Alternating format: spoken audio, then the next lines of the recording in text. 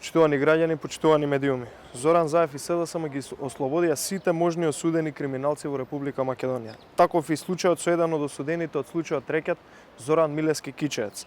Вилма Русковска, ослободувајќи го осудениот од случајот Рекет и пуштајќи го на слобода, дали уште еднаш сака да докаже дека е соучесник во случајот Рекет, при тоа помагајќи ги нарачителите и Зоран Заев да ги прикријат трагите.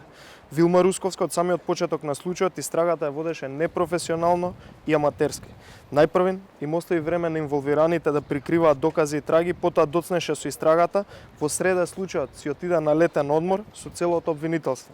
Со очајни напори се обиде да го прикрие изнесувањето на доказите за случајот Рекет и со пионот на Зоран Заев, Љубомир Јовевски, се обидува да ограничат истрагата само на тројца несреќни извршители, за веднаш потоа да се испостави дека имало и многу други вмешани инволвирани од врвот на СДСМ.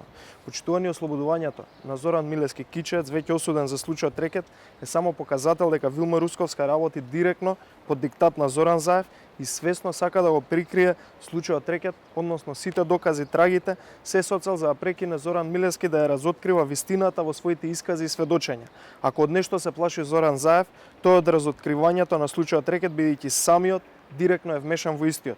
Впрочем, според исказот на веќе ослободениот Кичеец, Заев му кажал на Бојан Тринаеска дека се пријавени за случајот Рекет во влада. Почитувани, одговорност за сето ова мора да има и за инволвираните и за нарачителите, но и за оние кои што помагаат во прикривањето на случајот, како што е Вилма Русковска. Благодарам.